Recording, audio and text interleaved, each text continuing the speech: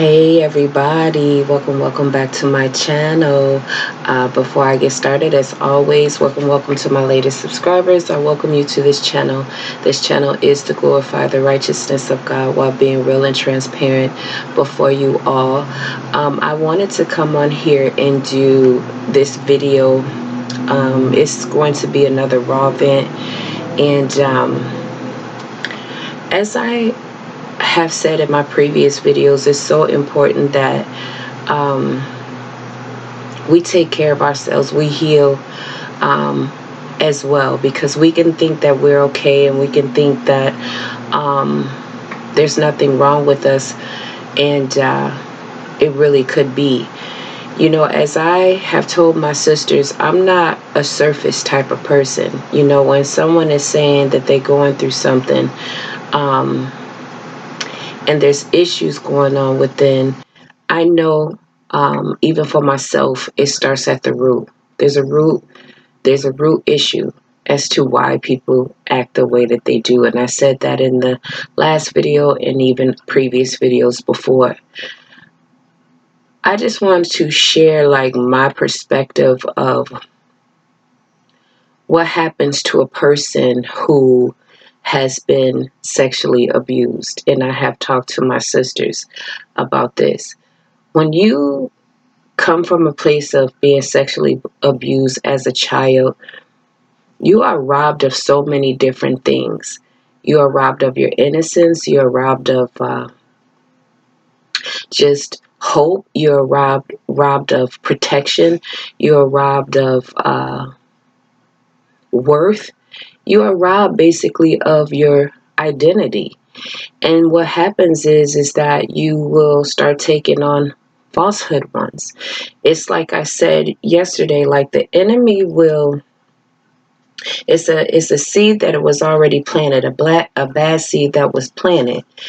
And so he's starting to water it down by insecurity, lust, manipulation, rejection, abandonment, confusion, alcohol, drugs. It could be so many different things that a person will take on. And one of the main things that people who've been sexually abused take on is a lust demon.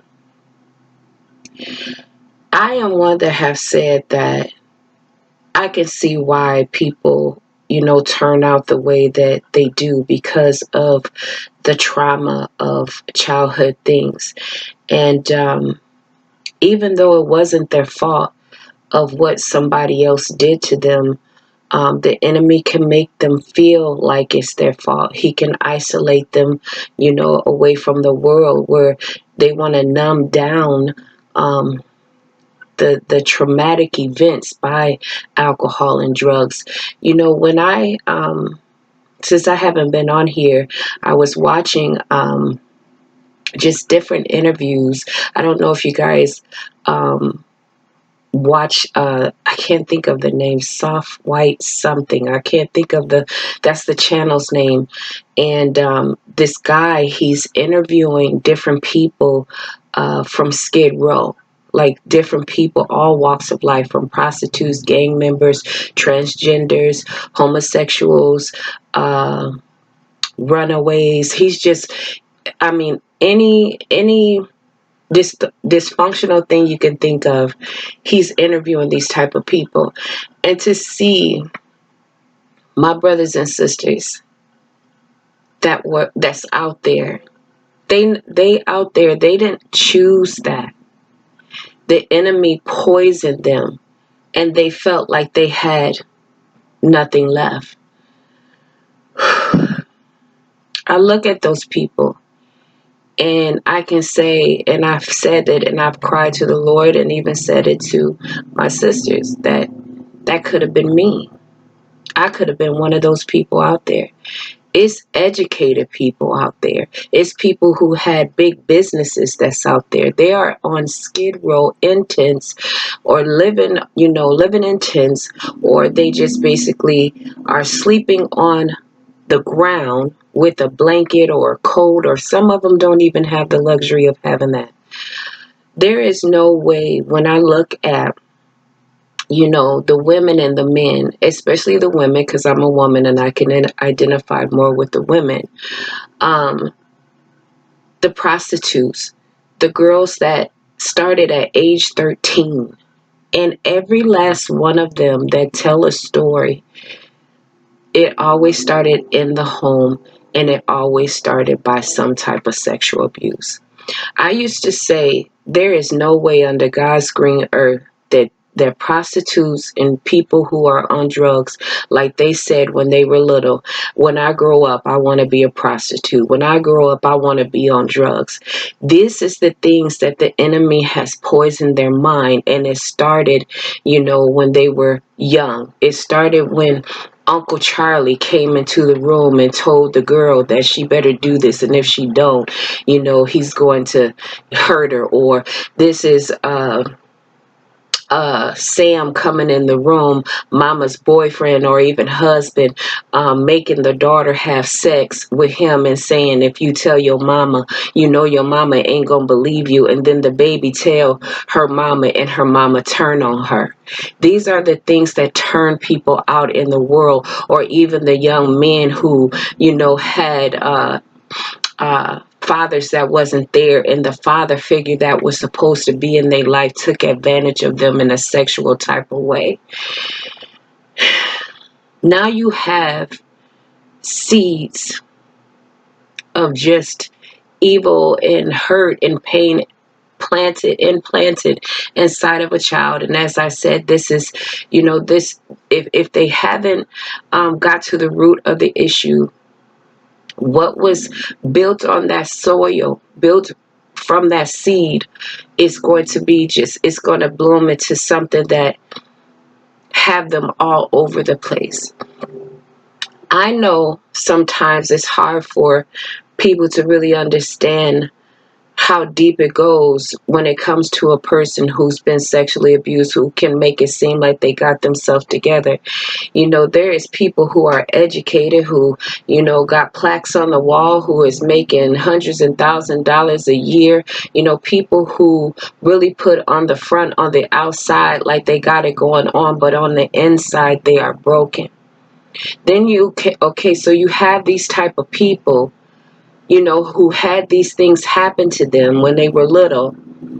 A lust demon has developed inside of them.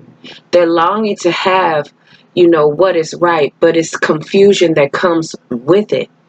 They think, like for myself, I used to feel like by me being with a man and him being with me, it was a way of, him expressing love to me when we were intimate. I basically wanted so bad to have love that I was sacrificing myself for it, being driven by lust. This is why, again, the enemy never messed with me when I was out there in adultery. But when I got with my husband, he poisoned my mind against him. He made me feel, again, like he was too good to be true. Anything that is good for us, the enemy is going to come up against it. He's going to poison it. He's going to have us thinking wrong. And that's what a lot of people right now. I just want to say, really take a look at where your spouse come from. Really take a look at their background and how they were raised. Look at the different things that they went through. And you just can't brush those things off and say, okay, well, they older now, they should get over it. Or they act like they had it like that. You're right, they were acting. When you get stripped of your innocence, you're taking on a false identity. You become many different things. It's like a chameleon spirit. You're able to blend in and, be different things for different people, but you're really not being yourself, and you really don't know how to. because you haven't been introduced to God. And the reason why you ain't been introduced to God, because the enemy has kept you so far away from God, because he is one that will poison your mind to make you think that all the bad things that you were doing before God is mad at you about. And that's what he used to do to me. So therefore, I used to feel scared to come to the Lord and talk to him, or I felt like I had to do everything right to be pleasing before God. And as soon as I would mess up, I would hear that condemnation. See, I told you, you want this. I told you. And I'm thinking it's the voice of God. That was the voice of the devil. So guess what will happen to a person who trying to do it the right way and make a wrong move? Not only have not only is it that you trying to do it the right way by the person that you're with, and they get offended and they're saying stuff against you. Now you have the enemy tag teaming with them. So it's like, well, why should I even bother? You know what I mean? Like, God is mad at me and this person is mad at me. I'm never going to, live up to their expectations, and I'm never going to live up to God's.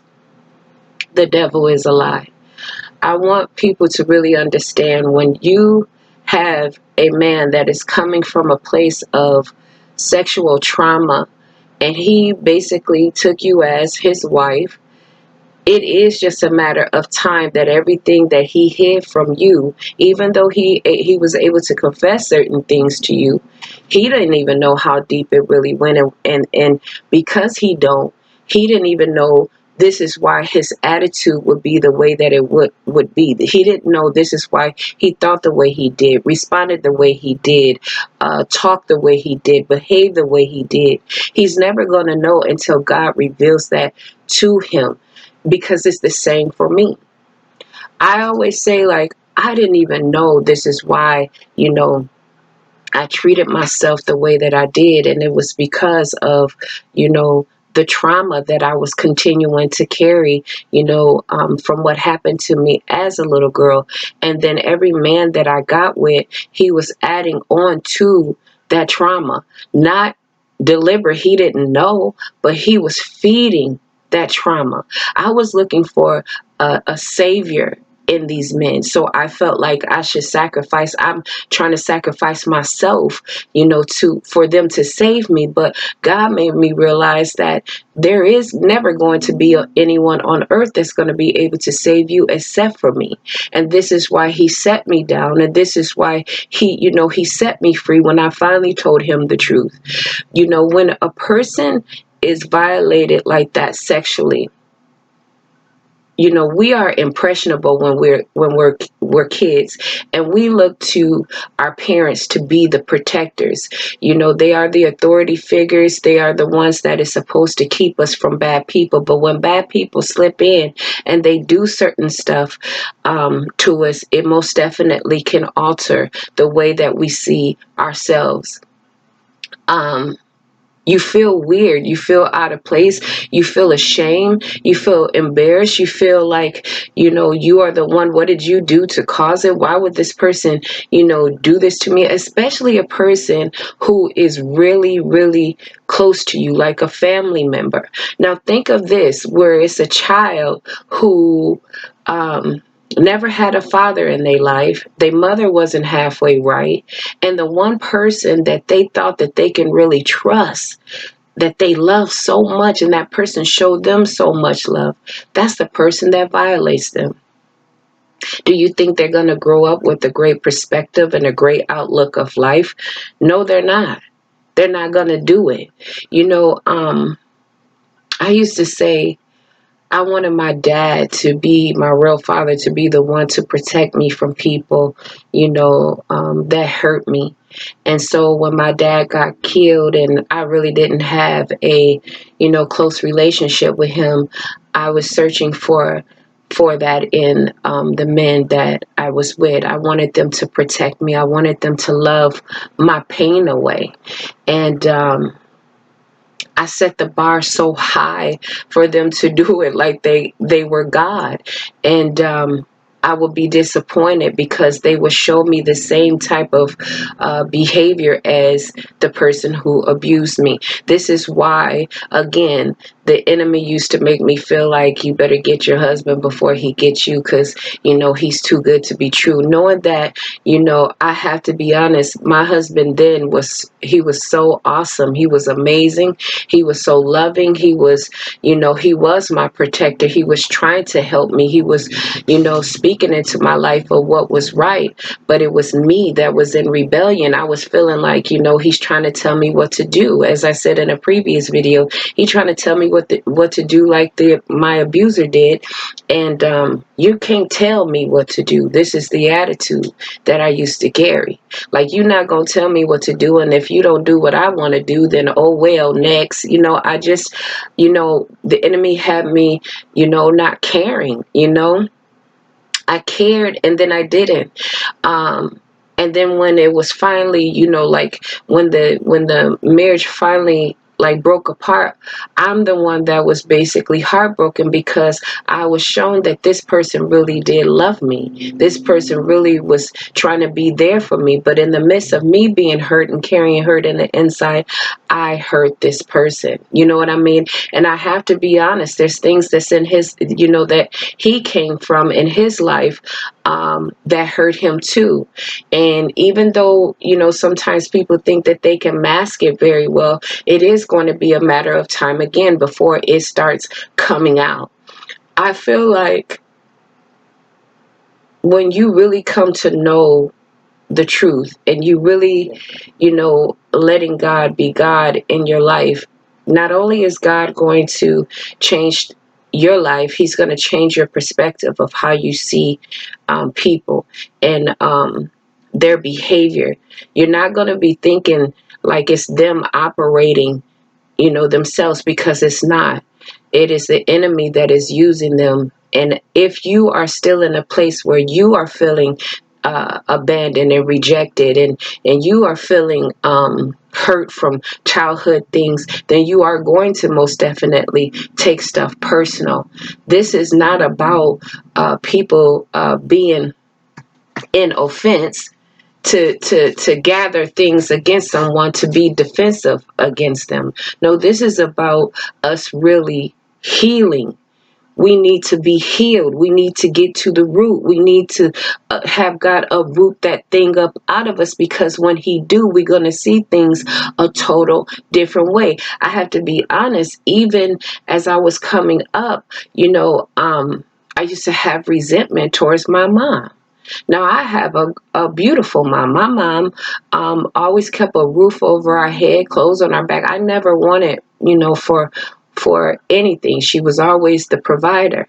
But I was in rebellion against her, because I didn't feel like she took the time to really understand what I was like going through and what I was carrying. And so, because she didn't understand how to deal with it, I'm being labeled as this bad person, like this bad kid, this troubled kid. And that's really not what it was. It was me crying in the inside, wanting to, get out all that I was holding on to. And because sometimes people can't identify with what you're going through, they put it down.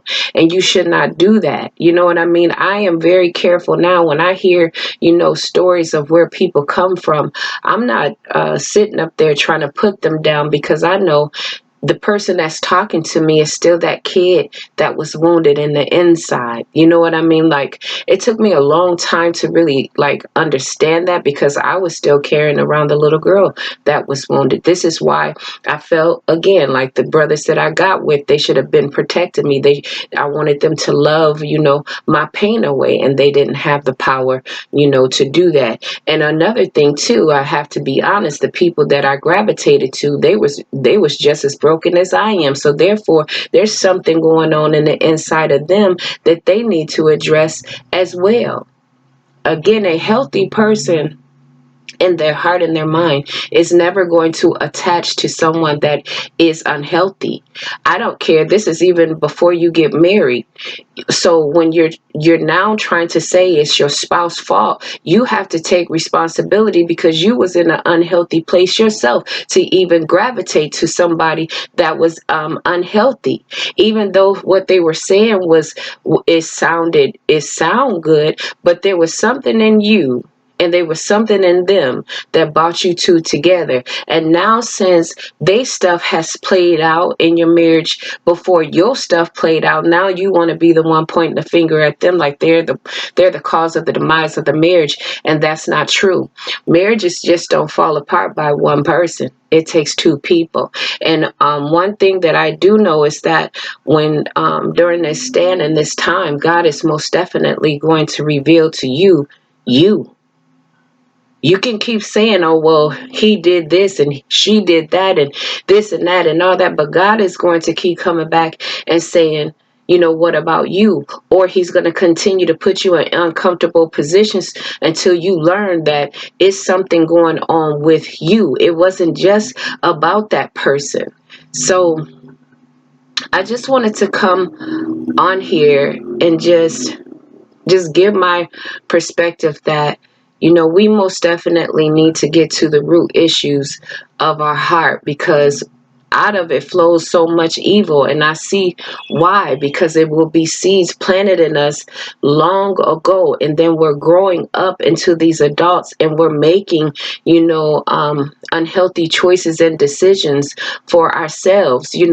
Again, just because people can mask and make it look good, even people coming from prestigious backgrounds and having wonderful parents and never having to worry about nothing, that don't necessarily mean that that person that's coming from that don't have things that's going on in the inside of them. Because I feel like this, if we really were all in a healthy place, we all would have just waited. And if we really knew what was true and we really had a relationship with the Lord before we said I do, we all would have just waited before we got married to be intimate. But no, what did we do? We fell into the trap of fornication. And as I said before, anytime the Lord said, what you sow into before you get married, you're going to reap some things in your marriage. And I mean, the record has shown for me that every person who have sown in fornication like myself, all their marriages have suffered adultery. And not only that, you now have the person, who that happened towards really upset at that spouse. And I'm not trying to take away from the fact that, is like it's right what they did, but you have to think the very thing that you crying about that they did to you is exactly what you did to God with the person you crying about. You was in fornication, which means you were committing spiritual adultery against God before you said I do. So I feel like it's no time to blame no more. It's time to continue to heal. It's time to really get to the root issues of the heart so that we can become better for God. We need to become better for Him first, and then that will make us better for every person around us. So with that being said, I hope you are blessed by this. I hope I wasn't, all over the place, but I really believe again that it's, marriage is deep. Excuse me. Sorry. Marriage is deep. And it's not just pieces of paper, a paper to say a certificate, a marriage certificate, and then a certificate of divorce. No, it goes deeper than that. It is a union. It is a fellowship. It is a oneness. It's a honorable and whole thing that you have, not only with your spouse, but you have that with God, and that is never to be broken. So because that can never be broken, and if a marriage is broken, you need to figure out what was going on within you that you participated in the brokenness of the marriage. And as you do, and God continue to do what He needs to do in your life, He will be doing the same, in your significant others. So again, I thank you guys for watching. Thank you so much again for all the emails, the comments, the texts. Just thank you guys. I really, really appreciate it. I used to be one that I didn't want to tell my business. That's how I felt. But I really ain't got no business. You know what I mean? My business is God's business. So as it's God's business, I'm going to most definitely speak what I know is right and what is true, because I see too many of us out here hurting, especially us women. We're out here hurting ourselves, over and over and over again. If we didn't had unhappiness with one situation, we want to jump into another situation and another situation and another situation, or we feel vindictive where, okay, he doing it, so I'm going to do it too. How come I can't do it? Well, you are the daughter of the honorable most high God. You're not a harlot. You are precious than rubies. Your worth is just so important to God, and he do not want you to carry the attitude just because someone else is doing it, I'm gonna do it too. So when you have that attitude, you have to look at yourself. Why am I even thinking this way? That what they doing, that ain't got nothing to do with me. It shouldn't have me feeling some type of way, have me ready to go out here and do things against God, because that's exactly what you would be doing. So again, with that being said, you guys, thank you so much for watching, and I appreciate each and every one of you. God bless you, love you, and we'll talk to you later. Bye.